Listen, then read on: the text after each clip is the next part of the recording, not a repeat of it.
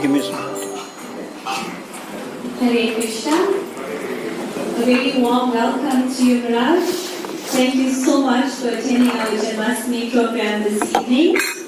Many of us already know Maharaj, but for those of you that do not know Maharaj, it is an honor for me to introduce Maharaj today. He is holding us Partha Sarathi Das Goswami Maharaj. Maharaj joined ISKCON in 1973 in London. By the mercy of the devotees, Maharaj had been invited to South Africa to help propagate the teachings of Lord Chaitanya Mahaprabhu. Having been inspired by his spiritual master, Maharaj started the legendary tent campaign. Here as well in Tongaat, I'm sure many of you all that are seated here have attended those tent campaigns over the past years. Through the years, the tent campaign has attracted thousands through kirtan, lectures, drama, and the sumptuous prasad that was provided. Maharaj is one of the pioneers in South Africa, and he is also an initiating guru. So can we have a huge round of applause for Maharaj?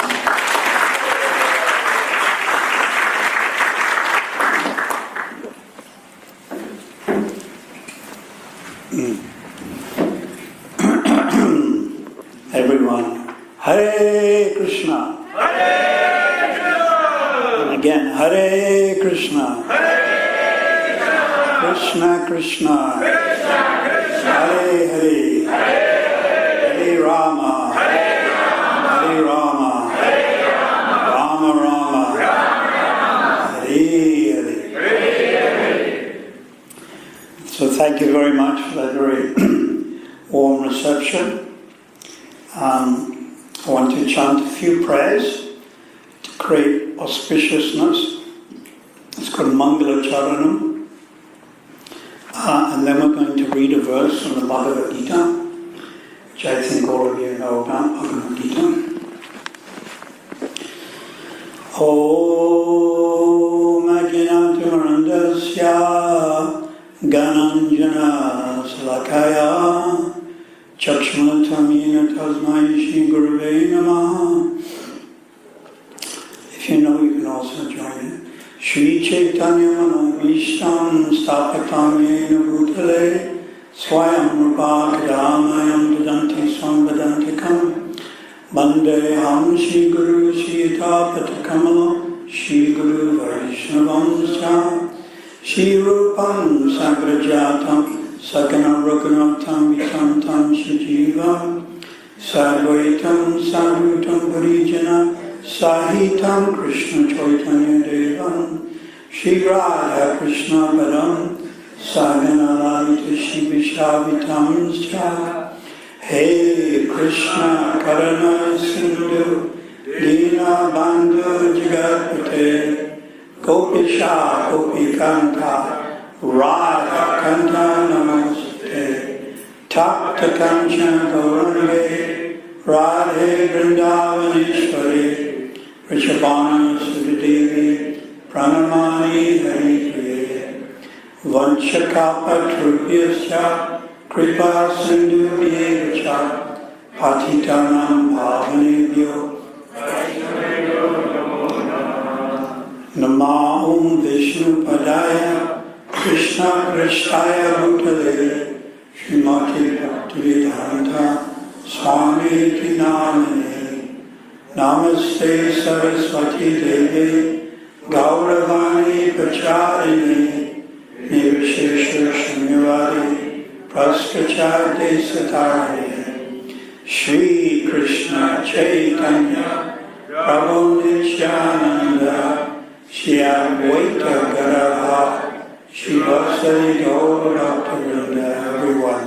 Hare Krishna, Krishna Krishna, Hare Hare, Hare Rama, Rama Rama, Hare Hare. Thank you very much. So a little context. I originally came here and I was staying in La Mercy Beach in Tongaat, down the beach. I was staying in the aircraft house. I think you all know that. 1974. And I used to come here to this very temple. It was different in those days, 1974. I don't know, some of you weren't around at that time. And I would, I remember I think it was Hare Krishna Pandit and his brother, Lal Krishna. There were 3 brothers actually, and they lived right here. And they, the trustees of this temple. And at that time I was learning Hindi because I thought I needed to know Hindi to preach in the Indian community. I soon found out that I didn't know Hindi. I didn't need to know Hindi because they all spoke English, even better than me. So I gave up learning Hindi. But I used to come here, and one of the brothers was, actually it was the son, he was teaching me Hindi. That was 1974. I used to come also as to this Dr. N.P. Desai. So I used to go and see him. Metcalf. So I would go and see him, and he would help and give donations. And of course, when our Guru Maharaj, Srila Prabhupada, when he came into South Africa, this Dr. Desai and his brothers, and K.P. Desai, they used to come and see Prabhupada. It was very nice. Then over the years, we preached in Tongaat, and many devotees have come from this town, Tongaat. Many devotees, actually. We even had a center here, a rented house. We even had a restaurant here, below the cinema, in the main street. So I've always thought of Tongaat as being very auspicious, a very auspicious place, because so many nice devotees come from this area. So we'll read a verse from the Bhagavad Gita. The Bhagavad Gita is the standard scripture, and our Guru Maharaj, Srila Prabhupada, translated it into English. Actually, this Bhagavad Gita now we have in 60 languages throughout the world. 60 different languages. So first we'll offer some prayers to Vyasadeva. So you can repeat. Om Namo Bhagavate Vasudevaya. Om Namo Bhagavate Vasudevaya. Om Namo Bhagavate Vasudevaya. So there are 2 verses in chapter 4 which describe why and when the Lord appears in this material world. So let's do the Sanskrit. By chanting this Sanskrit, although you may not know what it means, purification. Sound purifies. Spiritual sound purifies. Even material sound can change your consciousness. For example, if you hear gunfire, then how do you react? It's not nice. But you're hearing sound. You hear police siren, and immediately you don't like it. But you hear young children laughing, and you like it. So sound is very powerful. Even various opera singers, they're able to sing, and they can, so intense as they're singing, sometimes glass panes or glass can actually break. So sound is very powerful. If you think about it, this is how you obtain knowledge.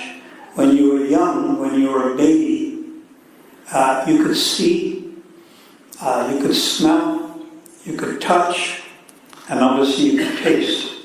But the main way that you obtain knowledge about your environment is by hearing.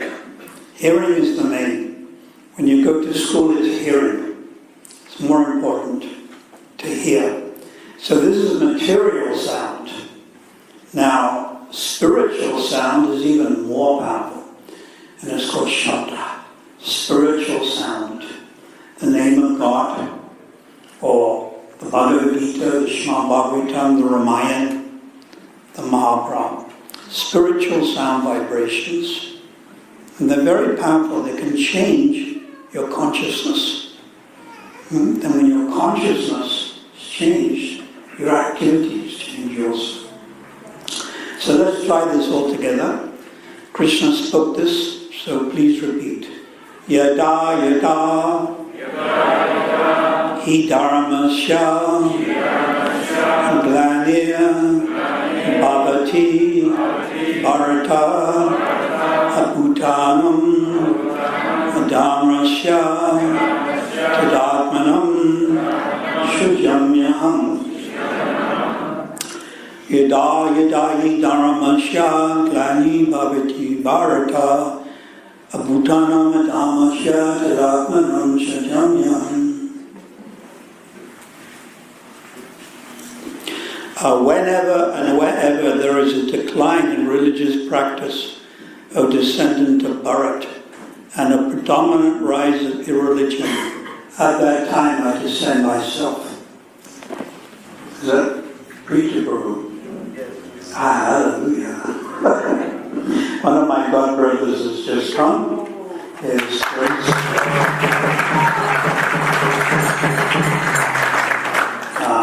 Grace Prthu Prabhu is originally from Germany and a senior member of our society.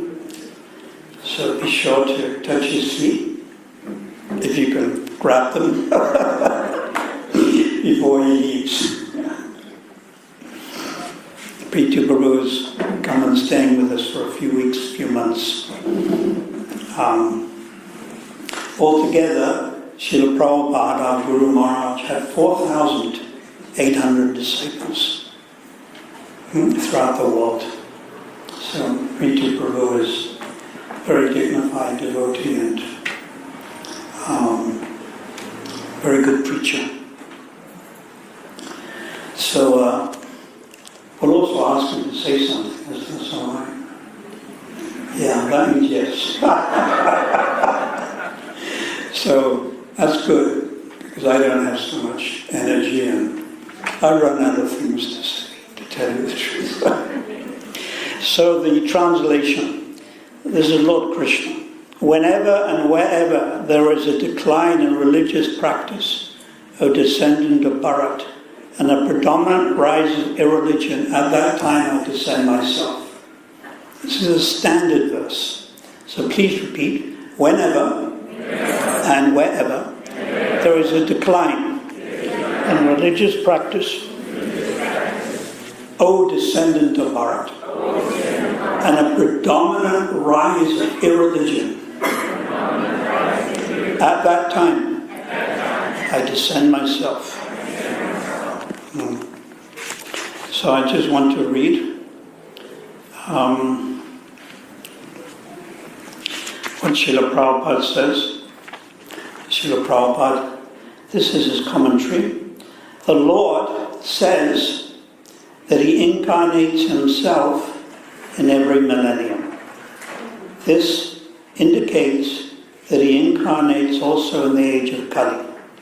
As stated in the Srimad Bhagavatam, the incarnation in the age of Kali is Lord Chaitanya Mahaprabhu, who spread the worship of Krishna by the Sankirtan movement, brackets, congregational chanting of the holy names, end of brackets, and spread Krishna consciousness throughout India.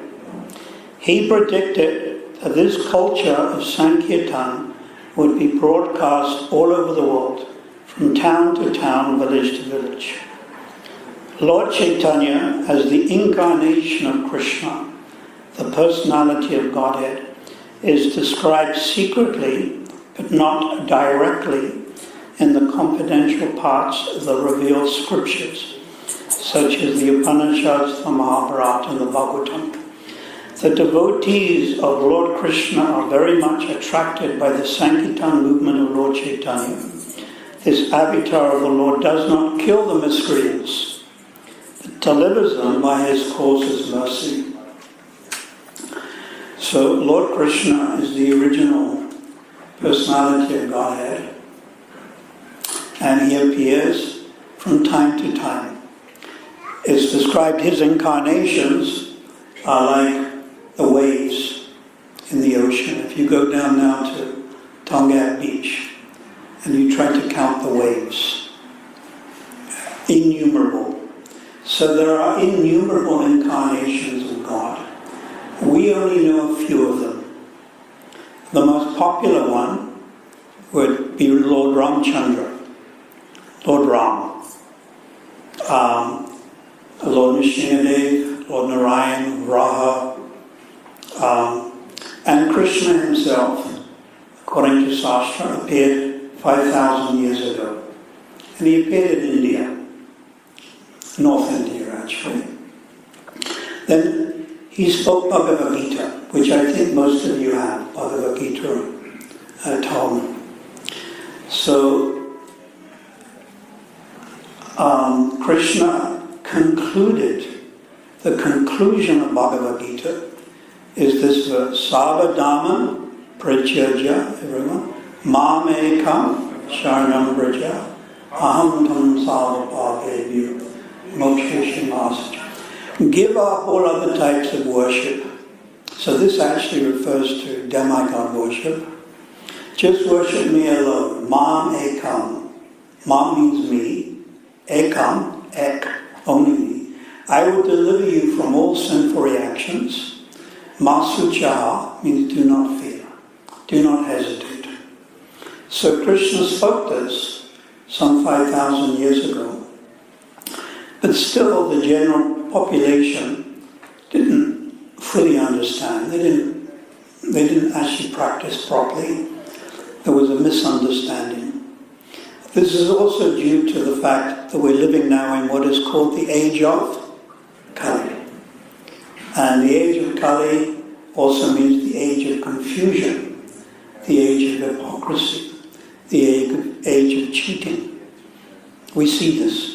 Even in the name of religion, there is some hypocrisy, there is some cheating.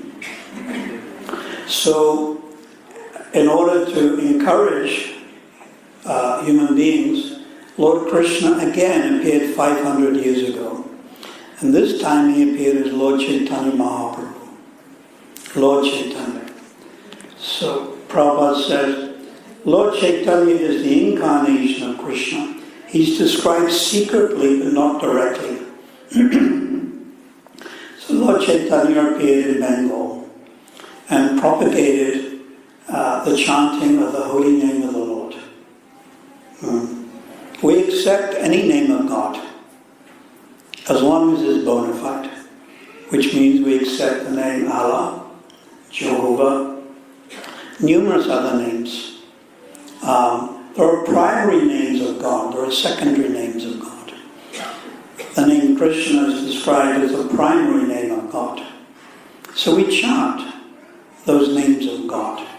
And when you chant those names of God, you can associate with the Lord. It's a spiritual sound. Through chanting those names, you can associate with the Lord himself.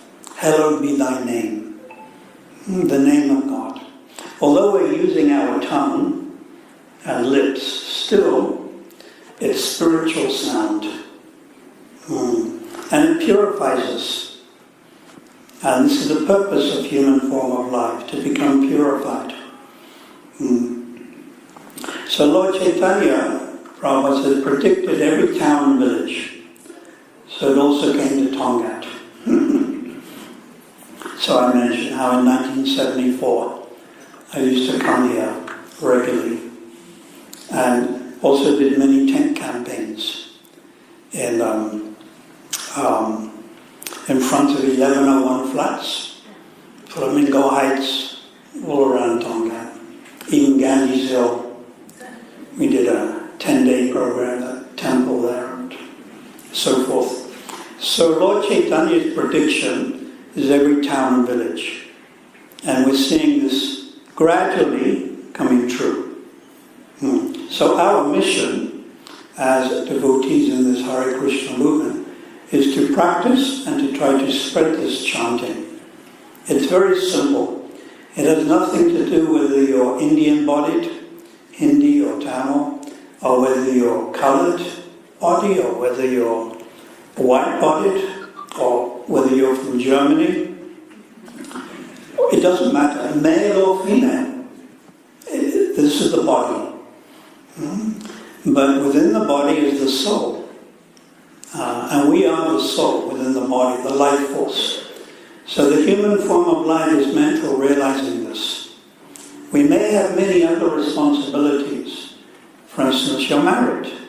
You've got the wife, you have the husband, you have the children. Grandchildren come along. There are so many responsibilities we may have to our family members, immediate and other family members. But the primary purpose of our short human form of life is very short. Here today and gone tomorrow. The primary purpose is to practice God consciousness. And the more serious we are in practicing God consciousness, the more advancement we make. And that's what this human life is about. We want to make spiritual advancement. So Lord Krishna, Lord Chaitanya has made it very easy. All you have to do is chant the names of God. Hare Krishna, Krishna Krishna, Hare Hare, Hare Rama, Rama Rama, Hare Hare. You chant with some devotion. And then you read Bhagavad Gita, Bhagavatam, and this explains the philosophy. Just remember, religion without philosophy is sentimental. So we have sentimental Hindus, sentimental Christians, sentimental Muslims, somewhat sentimental. And often this sentimental attitude can lead to fanaticism. So we also see fanatical Hindus, fanatical Christians, and fanatical Muslims. And philosophy without religion is mental speculation. So there are many atheists, starting with Charles Darwin and others, who postulate that we came from nothing, that something can come from nothing. It's a little illogical, but anyhow, something came from nothing. Evolution, punctuated equilibrium, macro-mutations, coming up with different names all the time. So this is philosophy without religion. So the Vedic scriptures present philosophy and religion together. They present them together. So we encourage you to read these books and to understand. Even in the Bhagavad Gita it says Raja Vidya. What is Vidya? Knowledge. Raja means king. In India we have the Raja Rishis previously, not so much now, but kings. Religious kings. The leader, king, or the president should actually be religious. So Bhagavad Gita is Raja Vidya, Raja Guru Bhagavad Tamidam Taram, the king of knowledge. There are many types of knowledge, and we acknowledge that. You go to university and college, and you can learn different types of material knowledge, technology, computers, etc. But spiritual knowledge is more harder to find that. So it's contained within the pages of Bhagavad Gita, and we encourage intelligent people to read a little and to understand the philosophy. The unique feature of the human form of life is we are rational animals. What does that mean, rational? We can question our existence. Socrates said, a life that is not examined is not worth living. One should examine one's life. You were born on the North Coast. You don't have long to live, 60, 70, 80 years. Then what happens when you die? Is it all finished? Is there another life? And knowledge about the soul, or the life-giving force within the body, this is all described in Bhagavad Gita. And then the practical application is to chant the names of God on a regular basis. And this helps purify the heart. Then you may ask, well, what is contaminating my heart? So we will respond by saying lust, anger, greed, illusion, excessive attachment. These things pollute the heart. People become very greedy to the point of becoming violent. So these coordinatas, unwanted. So how do you clean them? It's very easy to clean the teeth. You need toothbrush and toothpaste. And we all do that every day, isn't it? You don't skip a day without cleaning your teeth. So how do you clean the heart? It's not quite so simple as putting a toothbrush down the throat, scrubbing the heart. It's not quite like that. So by chanting the names of God, you can purify your heart. You can purify your consciousness. When we use the word heart, also means consciousness. Chitta, consciousness. It's purified. And you think of higher things. You think of higher things. So Krishna consciousness is very practical. And we can see how it is spreading all over the world. In Europe, in Germany, South America, Eastern European countries now, very popular, Bhagavad Gita in Russian language. I've been there a number of times and I've seen. Then of course India itself. And also in Africa, we're trying to preach Nigeria and Nairobi and so forth. So this Krishna consciousness is very nice. We encourage you to try to understand more. And the first practice is to chant the Lord's holy name. We have our beads. Somewhere I have my beads. We carry them around with us and we chant Hare Krishna. And we try to understand the philosophy. So you are the soul within the body. Just like you're sitting in this hall. And after 2 or 3 hours, you'll leave. So you, the soul, are sitting in this body. And after so many years, you'll leave this body. And that's called death. And there's nothing you can do to avoid it. No matter you are very wealthy, rich, powerful, you're going to have to die. So death means the soul leaves this body. Just like you have an old car. When the car gets too old, it's not worth fixing. Would you agree? It's just not worth fixing. You send it to the scrapyard.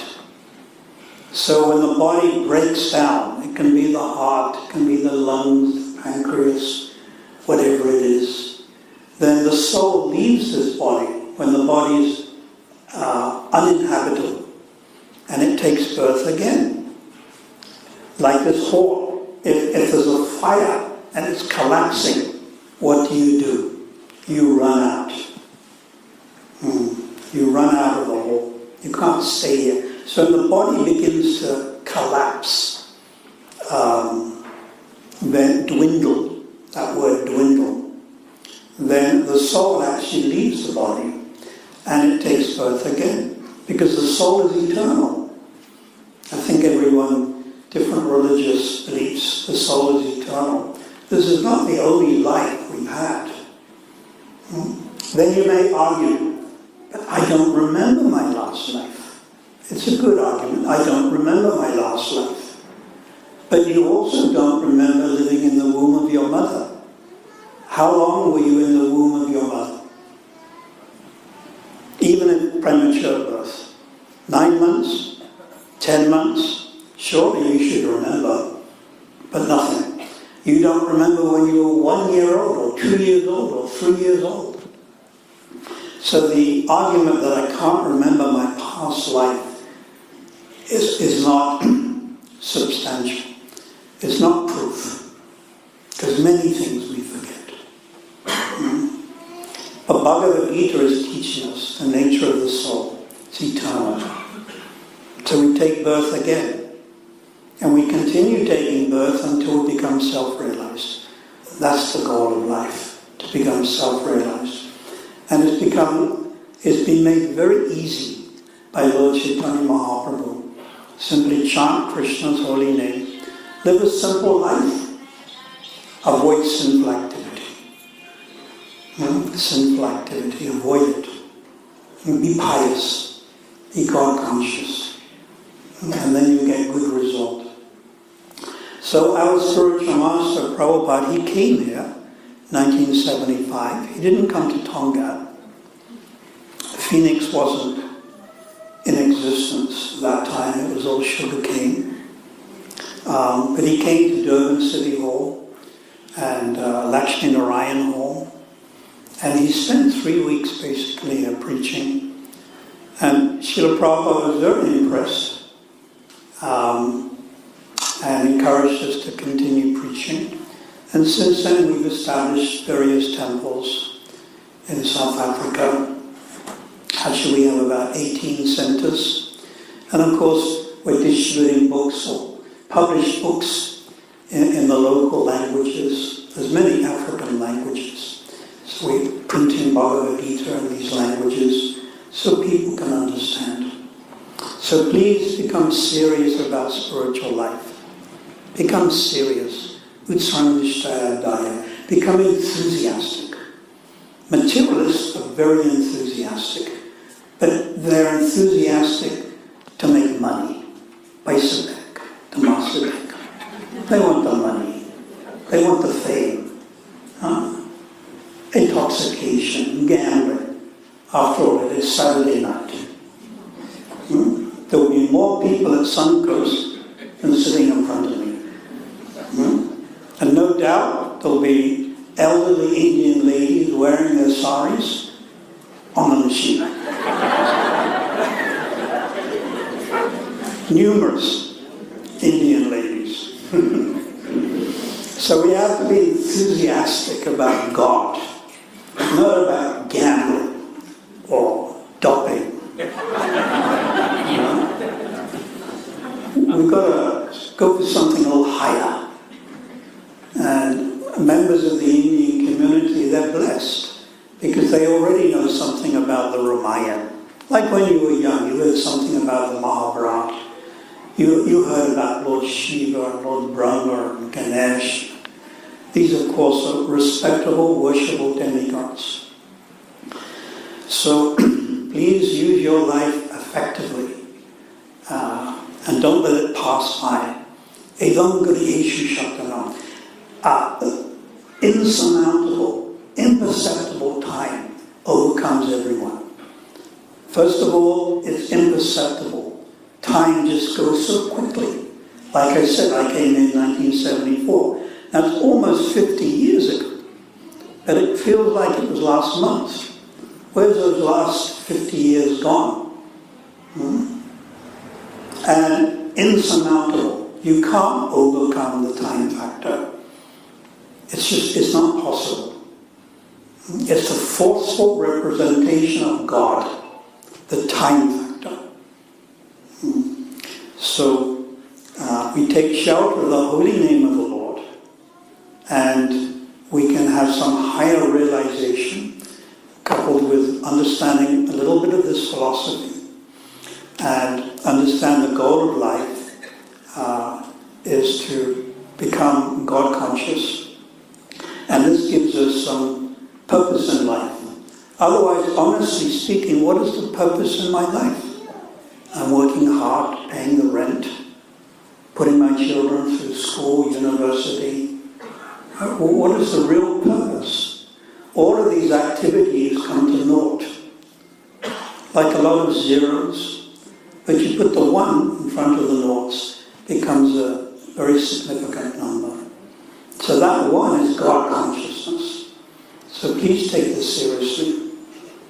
So I want to ask my esteemed senior godbrother, His Grace Prthu Prabhu, who's blessed us by coming to this dark continent, to speak a few words of his choice. So maybe we can hand him the microphone.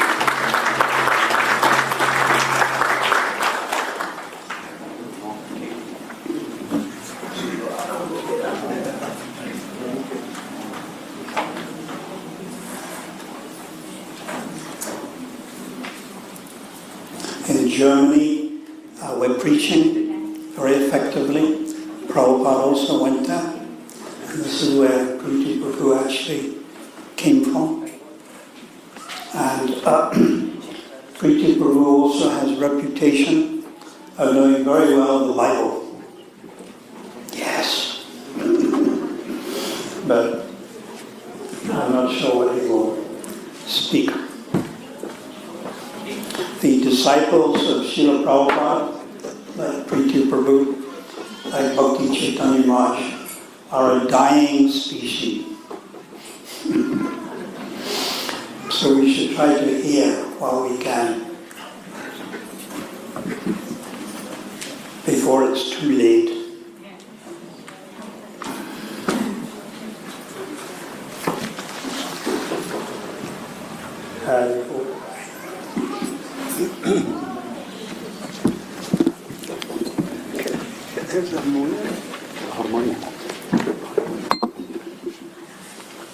I sing short guitar. As you choose.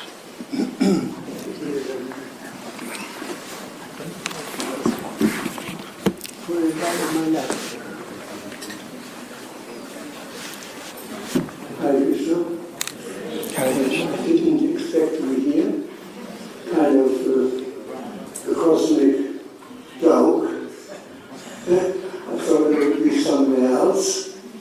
But since I'm here, and since my godbrother asked me to speak, say something, and I thought before we do so, I would like to chant Hare Krishna mantra with you.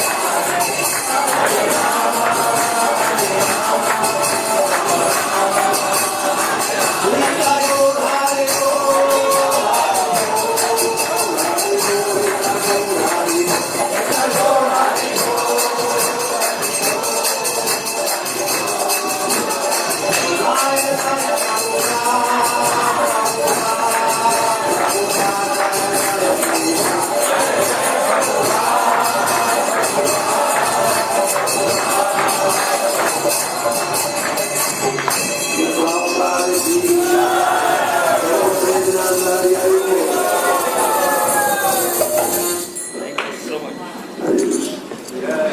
you very much. No, you. So, this chanting is very powerful. And then I came to Mombasa in 1978. I think it was under dry theatre at that time. My son was sick, he had pneumonia, and we were living in Ireland, which is a very damp country, and so he recommended to heal him to go to Mombasa because it's very dry climate there, very dry and hot. And so I came to the temple there, and there was one Indian gentleman who would come with his wife in the evening. And he was a businessman, he was, I think, Gujarati, and so he talked to his friends in the back, outside the temple, mostly about money. I understand. And she was inside, she was very attentive. And so this went on for some time, and I understood he was also there, but he was not so wise. So then he got, one day, I heard him walking around the temple, and he sang, Hey Narayan, Hey Narayan. And he kept doing this for 4 weeks. Then one day he came in the morning, he sang, Hey Narayan, Hey Narayan, Hey Narayan. Then to my surprise, after another event, in the morning he came saying, Hey Narayan, then he came in the noon saying, Hey Narayan in the evening. And this went on for a good while. I was there for a couple of months. I didn't hear of him anymore. And then the doctor, Indian doctor, he said, you have to come. This man is Hey Narayan, he's dying. And he said he wants to see you. So we went there. It was a true story. Krishna is my witness. So when I came, the doctor said, you come too late. I said, why?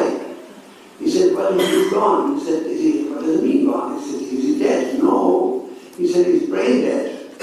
He said, how do you know that? He said, you see, there's a screen, a television screen right there. See, his brain dead is completely flat. He said, I said, so let's have a kirtan. He can't complain. He said, well, that's true. You can't complain. So, you can have a kirtan. So we had a kirtan. I was there with my wife, my little boy, and 2 boys from the temple. And so after some time it started, there was some glimmering on the screen. It became bigger and bigger. And the nun, it was a Christian hospital, I think, or something. The nun came, how do you say, the caretaker came. She was supervising something like 7 or 8 screens of people. She came over and said, what's going on here? She called the doctor. The doctor said, my God, what happened? And then this man stood up like this and said, now it is Hare Krishna all the way. He fell back and was dying.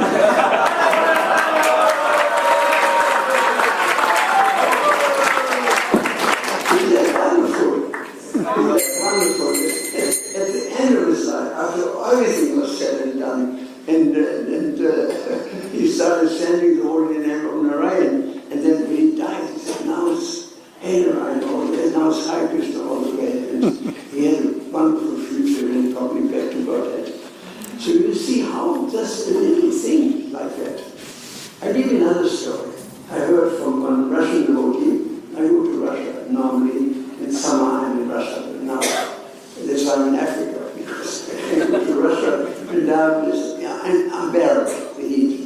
I stayed one summer in Vrindavan. I never again. I bought a freezer from Goodrich, and I stick my head into the freezer to freeze my brain. To prevent me from jumping from the roof. It was just unbearable.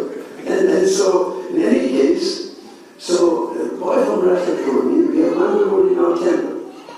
He said he was an atheist. He went to Lomonosov University, big university in Moscow.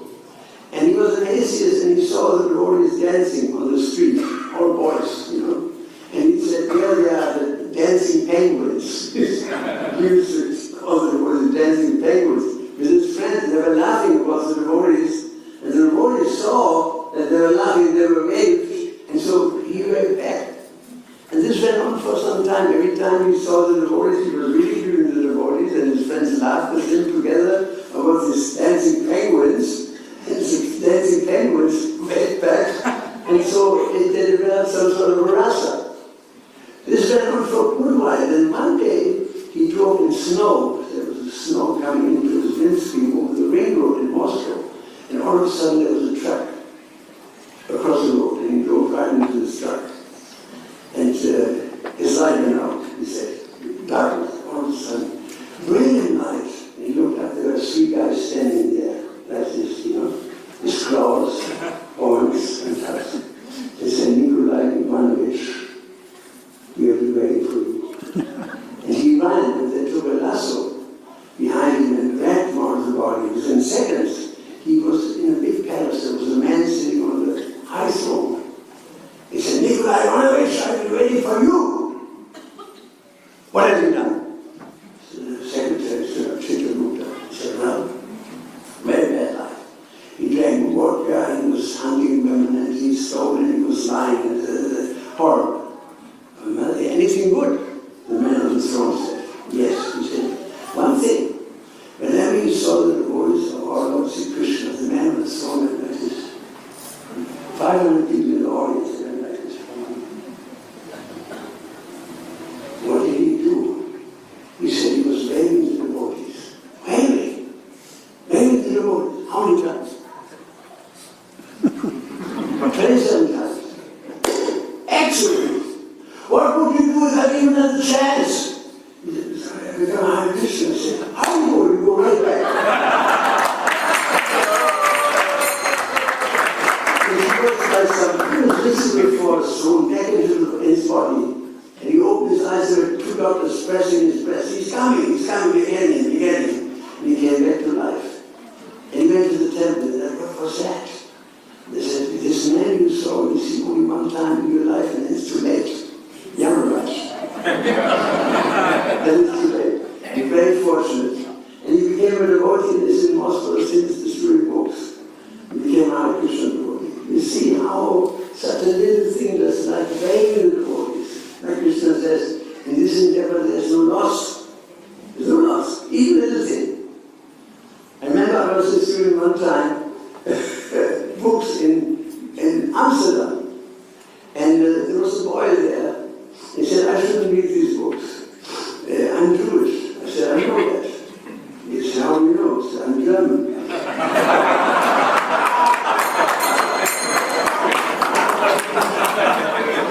I could sell it. So he said, what am I supposed to do with these books? He said, you should read this, Bhagavad Gita. It's good for you. He said, what's good for me? Show me something. Open the page. There was this verse, in this endeavor there's no loss. He said, no loss. I come from a business family. And business is always no loss. I buy this book. And he became a devotee.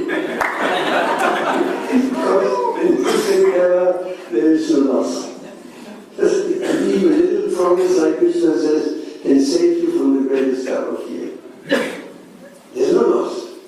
Krishna saved you, So I have a very good story. I told this story hundreds of times, and the devotees want to hear it again and again. It has nothing to me, really.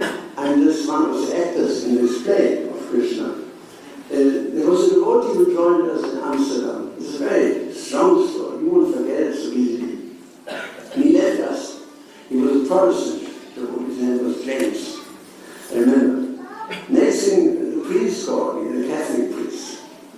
From Dublin, he was a public relation priest who always gave us a bad name in the media. So he called Father Martin Tierney, I remember. He said, you have to come. James is here with his uncle. The uncle wants to see you. I said, I'm not going to see the uncle. He said, you can't board it. He said, he's a very powerful man. So I meant. So as soon as the uncle saw me, you tell James to never, ever come back to the temple. He told me. I said, James, how old are you? He said, 26. He said, come on, he's on your side. 26, he has to make up his own mind. Neither I should make up his mind, nor you should make up his mind. Even God doesn't interfere in the freedom of an adult to go his own way. No, you have some power, man. You this finger in my face, practically speaking. I grabbed the finger. I said, man, are you threatening me? He said, yes, I'm threatening you. Then all of us free. And you say it. 1, 2, 3, he screamed, say it. And I said, Krishna made me say, oh, my dead body. Oh, my dead body. You said it, you passed your own sentence, that will happen in and out. The priest said, my God, you don't know who that was, I have no idea. He said, he's the head of the UDA, the Protestant terrorist underground army. He said, this man has 60,000 men and unleaders, armed to the teeth with bombs, with machine guns, with rifles. I mean, you're done. Run for your life. We would never do that. We are Catholic, would never do that because you know next morning you have a red line in your back. He said, run. Don't go to the temple. He said, don't go to the temple. Don't even think of going to America, don't go to Germany, immediately go to the airport, fly out to Assam, fly to Uganda. He said, there's the Ida Arminis there. You are Uganda. He said, he will give you protection if you pray for him. He said, and so I said, no, I don't want him there. You know, this is my service. I'm running the samples in 10 years. I'm not going to give him my service. He said, he's going to kill you. And I said to him, Father, it's not in his power. Krishna gave me this to say. It's not in his power, it's up to God. If my time is up tomorrow morning, I will certainly die. Either he will kill me, or I have a car accident, or I fall from a chair. And if my time is not up, there's nothing he can do about it. The priest said, how can you have so much faith in God? He said, Father, you're a Catholic priest. But the faith in God, isn't it? And you would run. He said, yes, I would run. Look out. Now listen to this. I went to the temple. True story. God hears me. I'm witness. The priest called out 1 hour. He said, I'm not priest. He said, no. The man went to his car, he turned the key, and the bomb took him away. Prthu Prabhu. You see, that if you depend on Krishna, Krishna will protect you. That's a fact. If Krishna wants to kill you, what is it? Mara Krishna, Radhe Krishna, Mara, I think Krishna wants to protect you, no one can kill you. Krishna wants to kill you, no one can. That's the truth. I experienced this in my own body. It's not, you see, we have to see it from a different point of view. It's not even my story. His time was up. And Krishna just used me as an instrument. I was the last straw that broke the camel's back, as people say. This time was up. And so Krishna arranged this whole story that I could be part of it. And I'm happy to be part of it because now I can understand that God is great. And if you need protection, He will give it to you. The Prabhupada design, chant Hare Krishna is the most important activity in the universe, Prabhupada said. And one time Prabhupada said, 99% of our spiritual problems depends on chanting Hare Krishna, he said. There was this famous musician, Alice Coltrane, and Prabhupada, he had so many problems, he met Prabhupada, didn't even down. This problem, that problem, said, you just chant. He said, then everything, just chant more, he said, then everything will be revealed to you. And then you know how to do everything. You then know how to do something substantial for the world. If you chant, it will come to you. So the chanting is very important. One time, Haida Thakur was asked about the chanting. He said, in the ultimate consideration, there are only two truths. Namely, one is the soul, the jiva, and the other one is the holy name, meaning God. That's in the ultimate consideration, the only truth. The rest is all material, coming, going, changing, etc. Ultimately not important. Not important. My personal relationship with Krishna is the most important thing. We have to cultivate that. And everything will flow from there. Like Krishna says, just if you fix your mind on me, Machita, you fix your mind on me. And chanting is the most intensive way to do that. Machita, Sarva Durgani, all difficulties that come from Mother Durga, all of it will materialize. My prasad, by my mercy, that is will be destroyed. By Krishna's mercy, all our difficulties will be destroyed. We don't have to destroy our difficulties. We just have to fix our mind on Krishna. Arjuna fixed his mind on Krishna, and therefore was able to silence millions of people. So we don't have to solve our own problems. Prabhupada said that. We just have to turn to Krishna and ask him, please help me. How can I settle myself in this situation, in that situation? And we installed the babies of Lord Nityananda, and we said, go to Nityananda, he said, all your problems are solved. Turn to Krishna, chant Hare Krishna, and he will help you. That's my experience also in my personal life. So let us chant Hare Krishna, Hare Krishna, Krishna Krishna, Hare Hare, Hare Rama, Hare Rama, Hare Hare, Hare Krishna, Hare Krishna, Krishna Krishna, Hare Hare, Hare Rama, Hare Rama, Rama Rama, Hare Hare. Prabhupada ki jai, Sarathi Prabhu ki jai.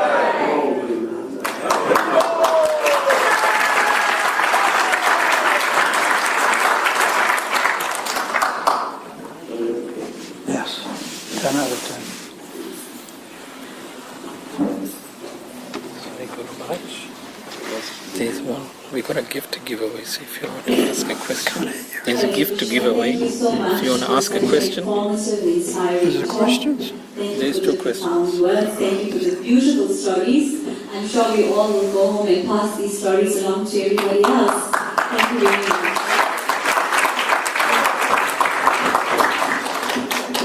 Do we have any questions, Prabhu, that needs to be answered on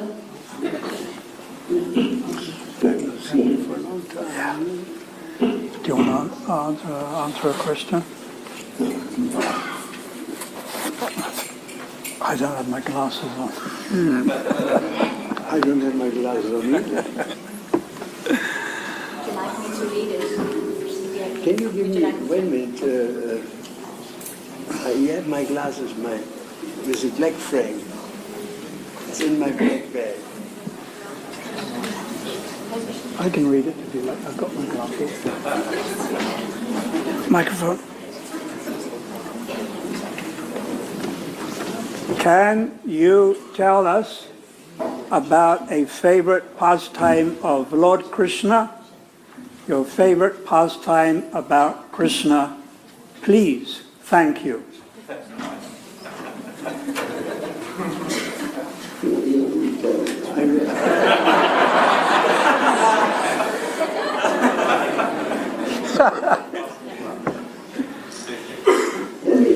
Let me switch this question a little bit. Please. Let me talk about my favorite pastime, Srila Prabhupada. I was there. And it is a beautiful pastime. I'll give you a couple. One time Prabhupada came to Germany, and I was managing the event, and I had a board with all the names of the devotees, about 220 devotees on this board. And I was moving people around from one place to another on this board. And all of a sudden I realized Prabhupada was behind me. He said, "What's that?"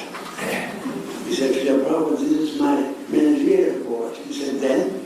I said, "I can take a devotee from here to there, from the kitchen into the cleaning, from the cleaning into Harinam, etc." He said, "How does that work?" I said, "It's magnetic." I said, "Oh, magnetic management." He said, "Let me try that." And so he took one name from here to there, one girl from here to there, and the name turned to me and said, "That will fail, 100%. He said, "There's no love and trust among the devotees. That's the most important thing, love and trust. Otherwise the rest is just management, just institutionalism. And ultimately it doesn't keep people in Krishna consciousness, it doesn't feed people, nourish people in Krishna consciousness. Everything comes down to love and trust. Very important thing to learn." Another time, this is almost my most favorite pastime is Prabhupada One time he came to a complete atheist university in Stockholm. And everybody was left. Communists, Nationalites, Marxists, Leninists, Stalinists, followers of Bakunin, followers of Trotsky. I mean, everybody was there, and his mothers, practically speaking, in the field of radical left philosophers.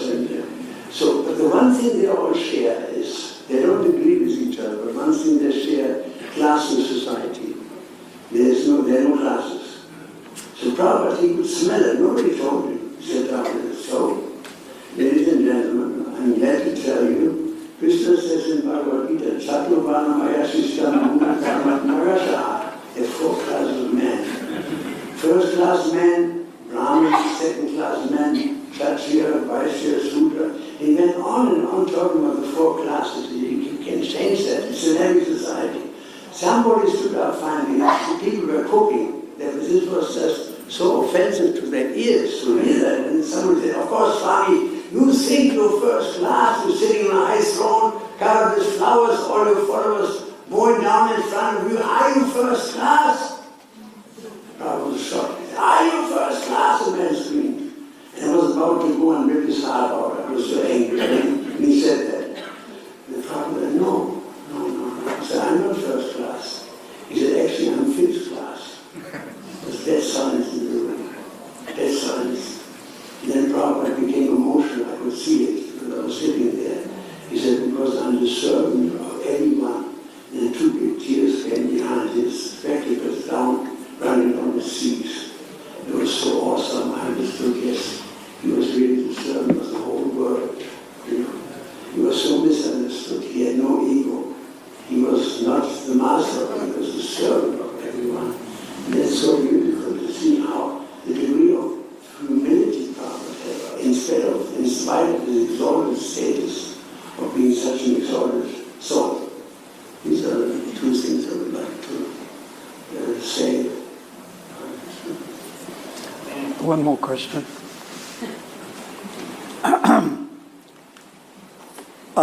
What is more important, serving our family or serving the Lord?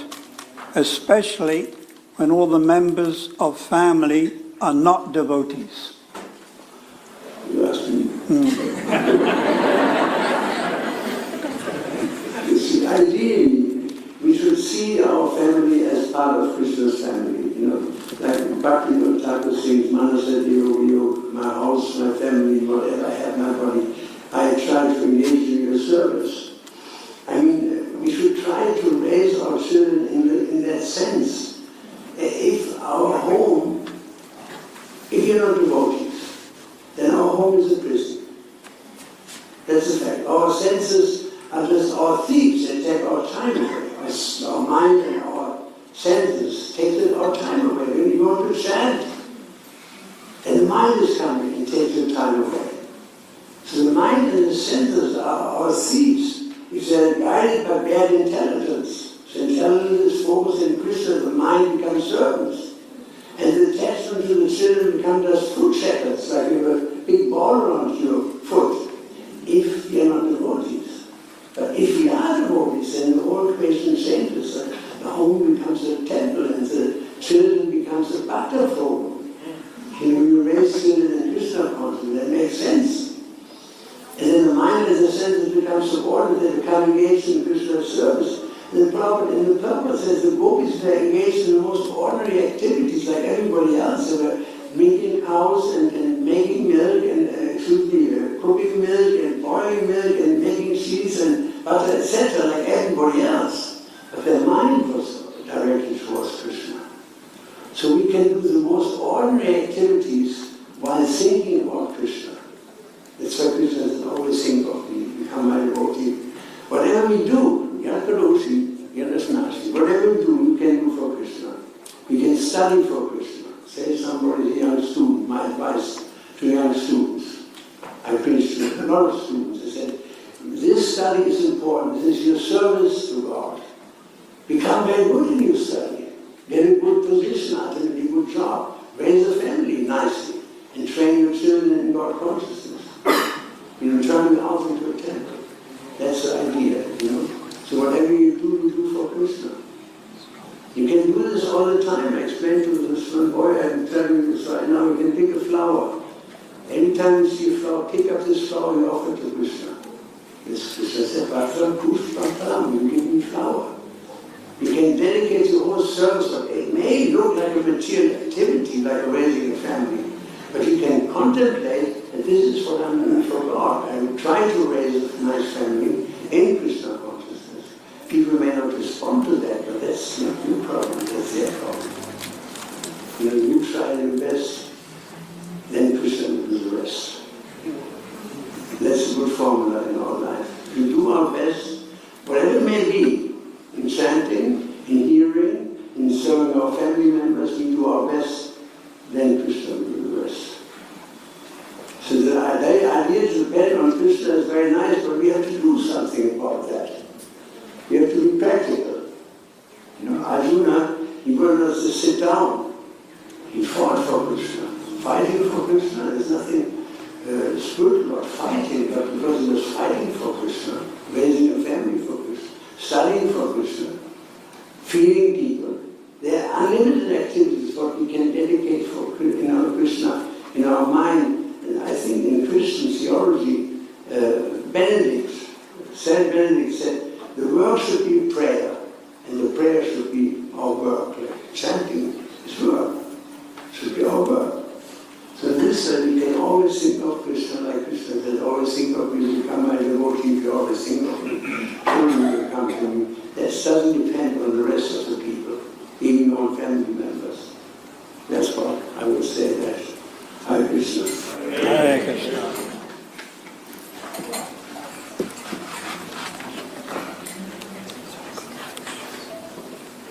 Can we ask one question so we can get this away? Okay, we have one last gift that we'd like to share.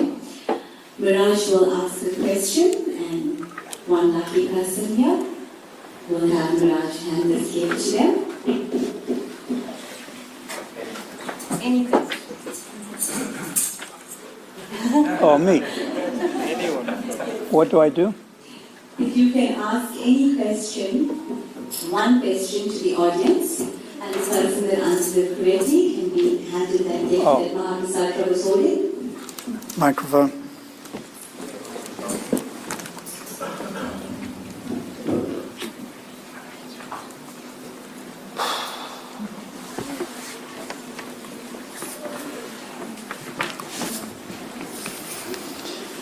All right. What is the average rainfall in the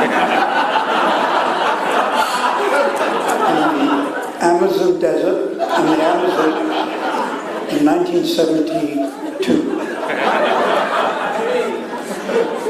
Please put your hands in the air. What is that gift tonight? how much salt is in every cubic mile of seawater?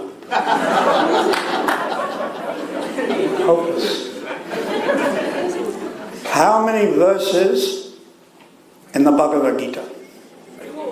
Hare Krishna. Is Sanapanji? Yes, you answer? 701.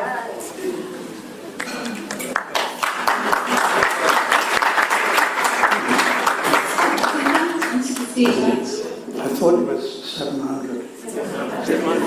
Yes. Bhagavad Gita, 700. That was close enough.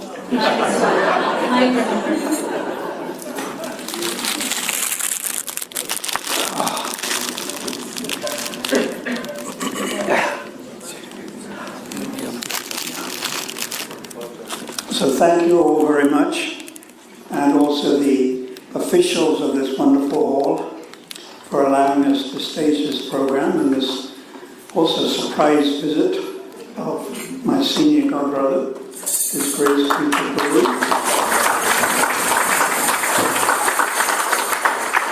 And we encourage you, Phoenix Temple, New Jagannath Puri, try to visit Janmastami, Srila Prabhupada's appearance day, and various festivals. We going to have a play.